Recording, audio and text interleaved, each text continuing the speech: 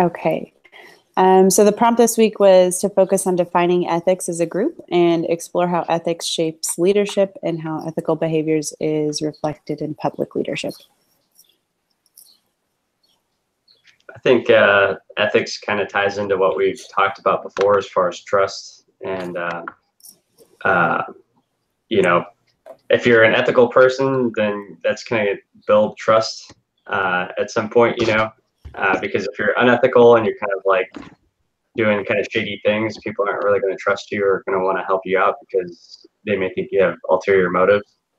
And so it kind of just combines, a lot of the stuff that we talked about before, and it's just something that is more of a characteristic trait that like enhances leadership because everybody wants to work with that person.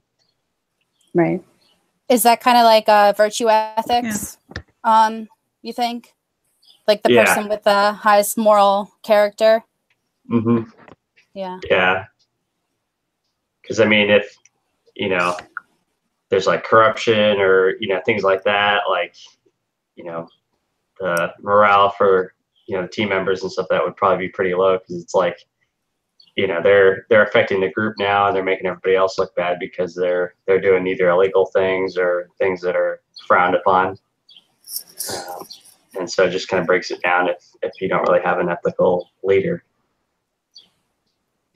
I agree. I think that leaders often, they have to take the responsibility of what they do because they can severely damage a group or a society or something like that. So if they do something that's wrong, then the whole group suffers.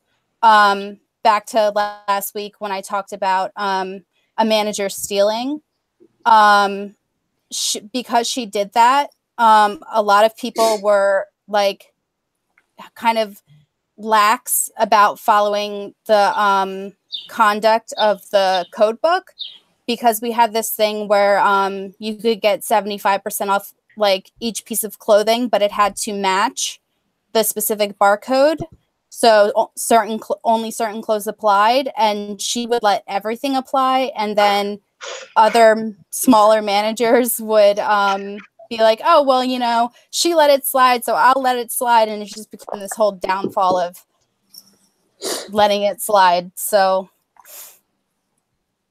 Yeah, it stems from the top, especially like you were saying, if they don't care, then it's like, why should anybody else care if it's not going to be enforced or, And it snowballs down really quickly with everyone else as far as that's concerned. Yeah, because then it's just, you're not really a leader anymore. You're just in that position, I guess, because people are just going to do what they want. It seems like. Yeah. Yeah, it's like, for example, with like my work and stuff like that, a few years ago, there was a big scandal with, training and stuff like that. A lot of the training instructors were having inappropriate relations with the, people coming into the Air Force. And so, obviously the leaders there, they were either turning a blind eye to it or, they were either part of the problem. And it took a leader that, was an ethical leader to come in and say, hey, we're going to squash this, knock it out. And, they spent a good few years going through the whole process and changing everything to make sure that didn't happen again. And, it's unfortunate because then it sets a precedence for people coming in, that they would see that as being normal. But I felt like they did a pretty good job coming in and basically, setting it straight, saying, hey, this is wrong. And, that's not how we are. Yeah, it's good that they made changes because sometimes it's hard to get a whole organization to get on board and make changes together. Yeah. I know we were talking last week about Starbucks and their meeting that they had. And I think that has a lot to do with ethics, just how we all carry ourselves in the stores and stuff like that. And I think it really did shape kind of the leadership at our store individually. I know I have a new manager at my store, and he has changed a lot of things, and he's done it for the better.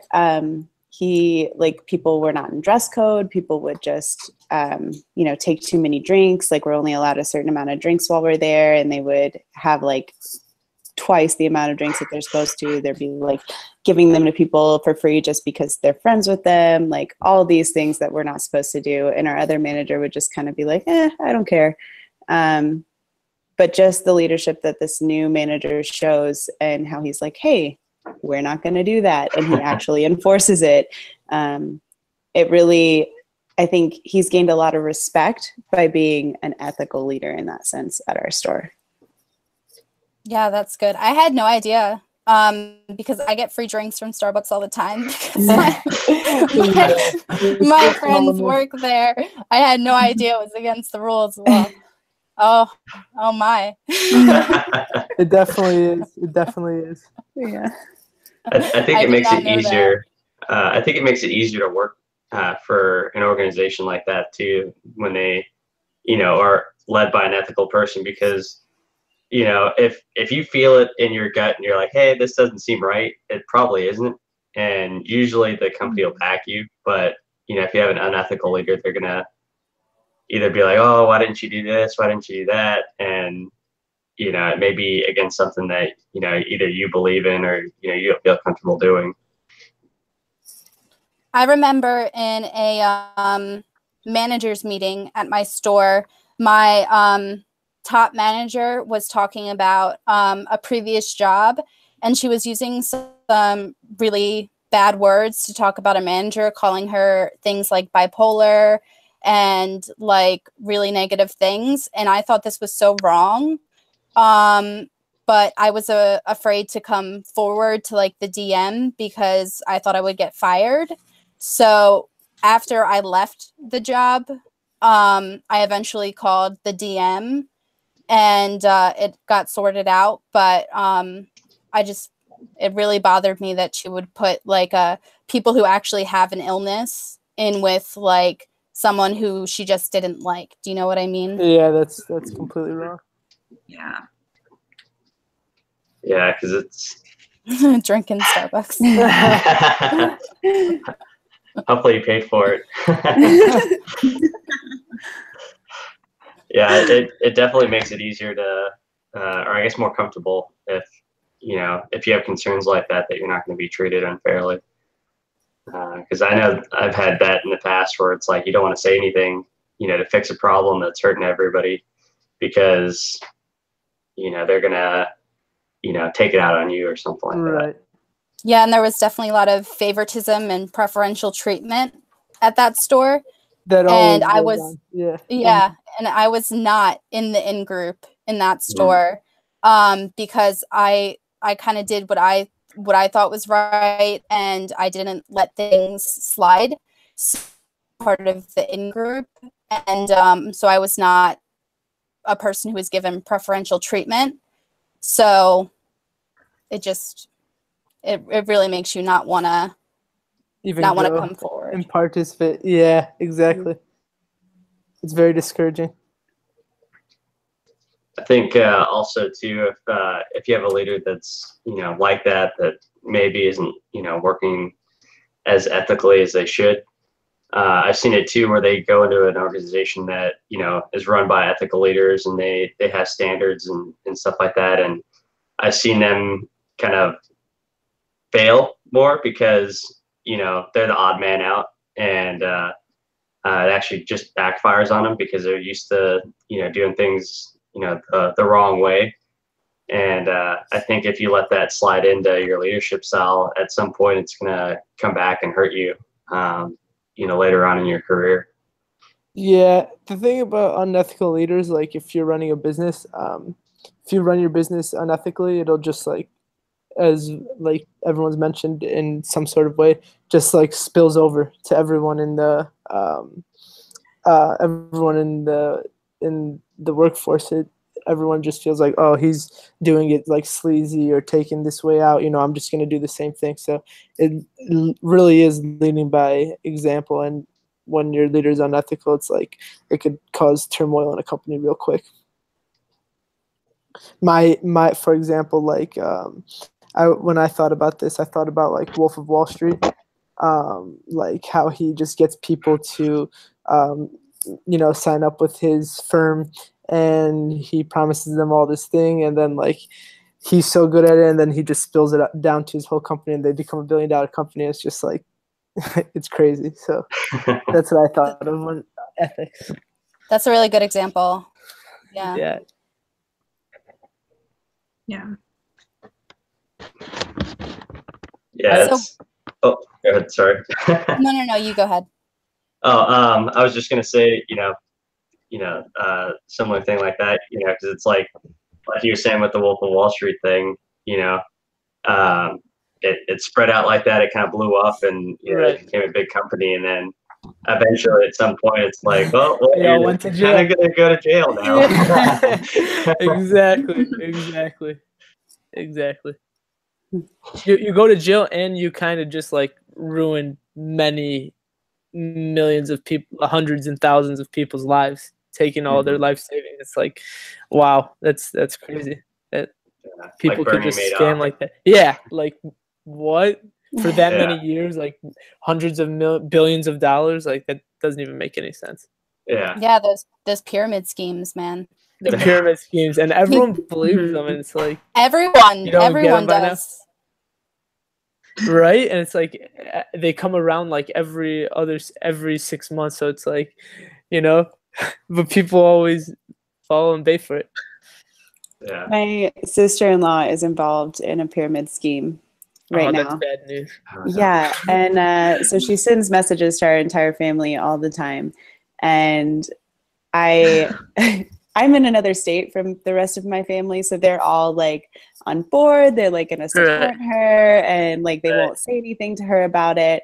And I actually called her and I was like, "Hey, I cannot support you with this. Please stop sending me messages. Like, I do not believe in it. Like, it's just not a good idea." And I feel like she kind of just snowballed everyone in the family to be on board with her. Right. And I really wish somebody else would have said something to her, before. It's been a few months, and like maybe when she was thinking about it, if someone said, "Hey, maybe this isn't a great idea," would have been nice. But yeah, I think ethics are kind of weird when they get involved with pyramid schemes like that.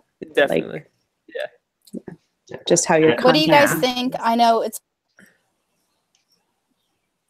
it's part of the prompt, defining ethics as a group.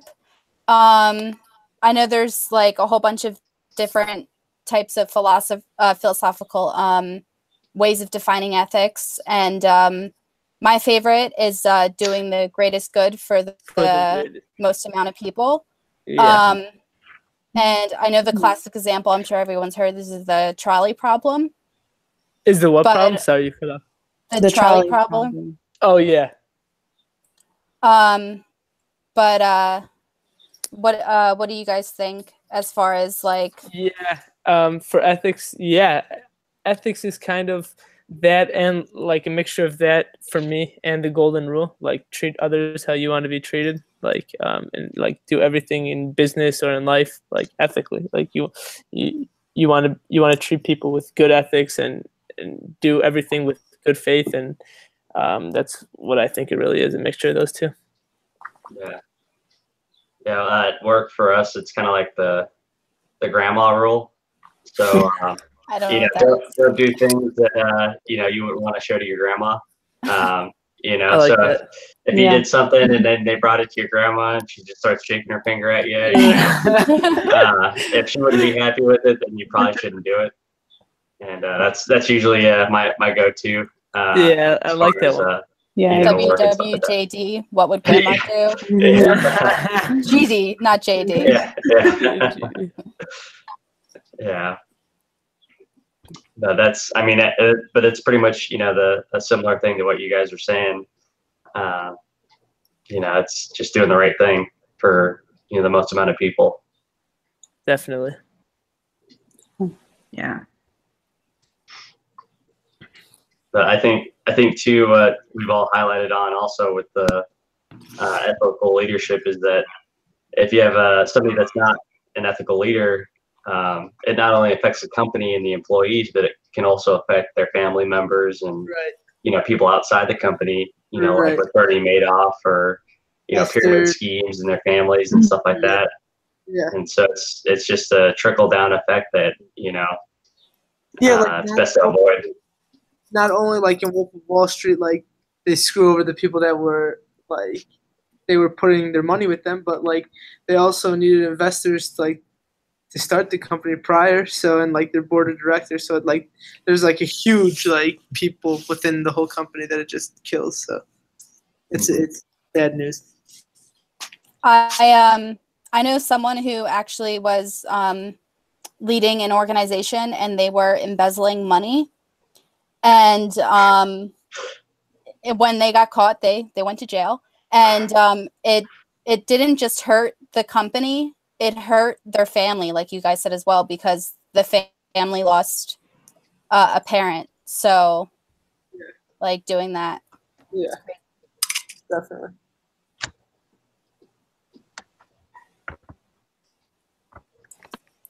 Yeah, so be a good ethical leader. Yeah. Don't do anything your grandma wouldn't like to hear about. Yeah. Okay. Does anyone have anything else that we want to add before we wrap it up? Nope. I think we hit all the topics. Yeah, I think we hit them all too. Yeah. Okay. Sounds good. You guys have a good weekend. Bye, guys. Thank you too. Bye.